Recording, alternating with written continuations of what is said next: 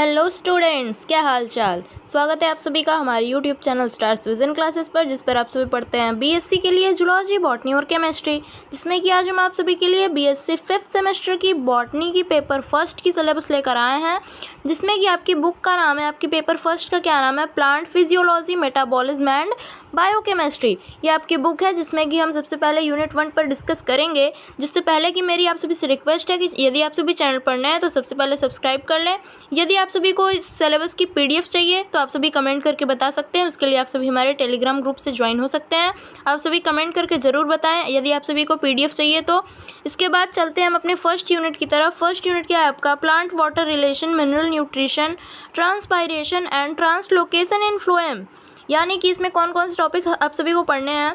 First है importance of water, water potential and it's components, transpiration and its significance, factors affecting transpiration, root pressure and guttation। उसके बाद क्या है, criteria of essentiality of elements, role of essential elements, symptoms of mineral deficiency in major crops, transport of ions across cell membrane, cell membrane के दोनों side ions का transport जो होता है वो कैसे होता है, एक्टिव एंड पैसिव ट्रांसपोर्ट के बारे में आप सभी को पढ़ना है। Composition of phloem SAP, phloem SAP कैसे बना होता है, क्या क्या मटेरियल उसमें इंक्लूड होते हैं, कौन कौन से एलिमेंट्स की स्टडी आप सभी करनी है।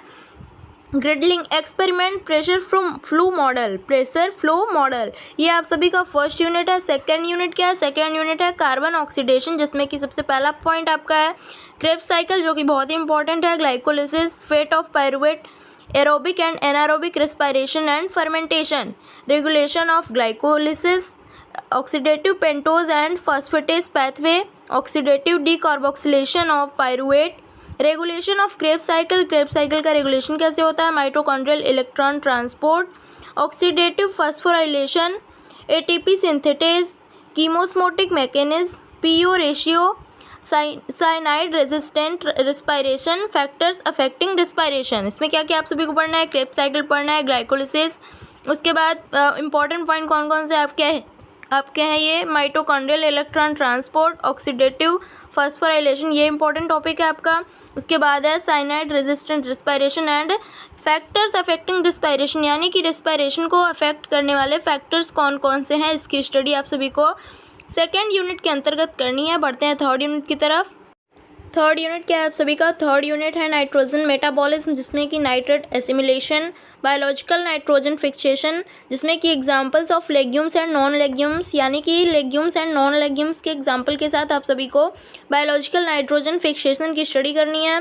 Physiology and biochemistry of nitrogen fixation, ammonia assimilation, reductive ammunition, transamination, amino acid synthesis, ये आप सभी को थर्ड यूनिट के अंतर्गत पढ़ना है। फोर्थ यूनिट क्या आप सभी का, फोर्थ यूनिट है lipid metabolism and photosynthesis. Lipid metabolism and photosynthesis में क्या क्या आप सभी को पढ़ना है। लिपिड मेटाबॉलिज्म के अंतर्गत synthesis and breakdown of triglycerides, oxidation, glyoxylate cycle, gluconeogenesis and its role in mobilisation of lipids during seed germination, ये आप सभी को लिपिड मेटाबॉलिज्म के अंतर्गत पढ़ना है। उसके बाद ऑक्सीडेशन पढ़ना है आप सभी को। फोटोसिंथेसिस के अंतर्गत क्या क्या पढ़ना है, फोटोसिंथेसिस में आप सभी को पढ़ना है pigments, action spectra and enhancement effect. उसके बाद आप सभी को पढ़ना है electron transport system and photophosphorylation, C3 and C4 photosynthesis, CAM reaction and its significance, ये आप सभी को फोर्थ यूनिट में पढ़ना है। फिफ्थ यूनिट क्या है आप सभी का, फिफ्थ यूनिट है plant development, movements, dormancy and responses, जिसमें कि आप सभी को क्या क्या पढ़ना है, developmental roles of phyto hormones, जिसमें कि फाइटो हार्मोन्स कौन कौन से आप सभी को पढ़ने हैं, ऑक्सीन्स, gibberellins, cytokinins, ABA and ethylene. उसके बाद ऑटोनॉमिक एंड पैराटोनिक मूवमेंट्स आप सभी को पढ़ना है, control and coordination in plants, photoperiodism, यानी कि फोटोपेरियोडिज्म की स्टडी आप सभी को करनी है, जिसमें कि SDP, LDP, day neutral plants, यानी कि short day plant, long day plant and day neutral plants की स्टडी करनी है। उसके बाद फाइटोक्रोम की स्टडी आप सभी को करनी है, फाइटोक्रोम की डिस्कवरी एंड स्ट्रक्चर आप सभी को पढ़ना है। Red and far red light responses on photomorphogenesis, ये आप सभी को पढ़ना है। सीड फिजियोलॉजी पढ़नी है एंड डोरमेंसी पढ़नी है। उसके बाद आप सभी को इस यूनिट में वर्नलाइजेशन एंड सेनेसेंस पढ़ना है, सेनेसेंस की स्टडी आप सभी को करनी है। ये था आप सभी का fifth unit.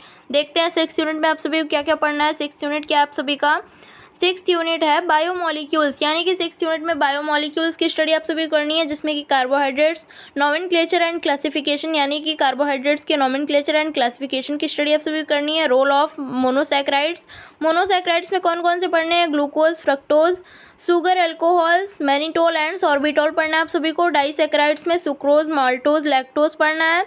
Oligosaccharides and polysaccharides में structural cellulose, hemicellulose, pectin, chitin, mucilage, storage starch and inulin की स्टडी आप सभी को करनी है। उसके बाद है लिपिड्स, लिपिड्स में क्या पढ़ना है, स्टोरेज लिपिड्स पढ़ना है। Fatty acids, structure and functions पढ़ना है आप सभी को इसका।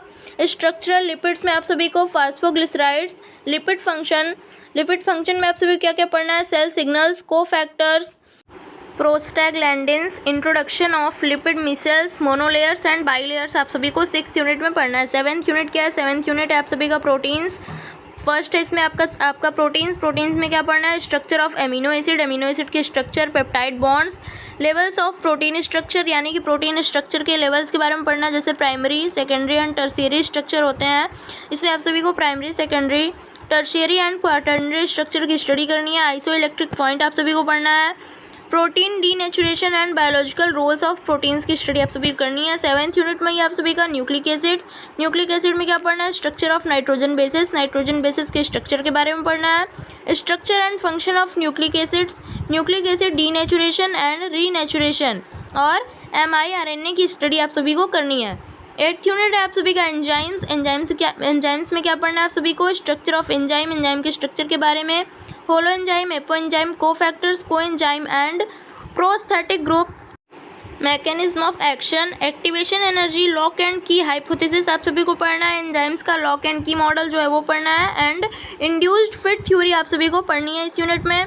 Enzyme inhibition and factors affecting enzyme inhibition पढ़ना है और एंजाइम को अफेक्ट करने वाले फैक्टर्स के बारे में पढ़ना है। एलोस्टेरिक एंजाइम्स एंड एब एंजाइम्स की स्टडी आप सभी को करनी है। उसके बाद फाइटोन्यूट्रिएंट्स आप सभी को पढ़ना है। एंड उसके बाद आप सभी को nutraceuticals, dietary supplements and antioxidants की स्टडी करनी है। सो स्टूडेंट्स, हमारी आज की वीडियो में आप सभी के लिए बस इतना ही। नेक्स्ट वीडियो में हम बॉटनी के सेकंड पेपर का सिलेबस आप सभी के लिए लेकर आएंगे। इसके बाद मेरी आप सभी से रिक्वेस्ट है कि आप सभी कमेंट करके ज़रूर बताया करें कि वीडियो आप सभी को कैसी लगी। अगर आप सभी को PDF चाहिए तो आप सभी कमेंट करके बता सकते हैं और हमारे टेलीग्राम ग्रुप को ज्वाइन कर सकते हैं, जहां पर आप सभी को PDF प्रोवाइड करा दी जाएगी। और मेरी आप सभी से यही रिक्वेस्ट रहती है कि आप सभी अधिक से अधिक लोगों को हमारे चैनल से जोड़ें, अधिक से अधिक आप सभी वीडियोज़ को लाइक किया करें और शेयर किया करें। थैंक्स।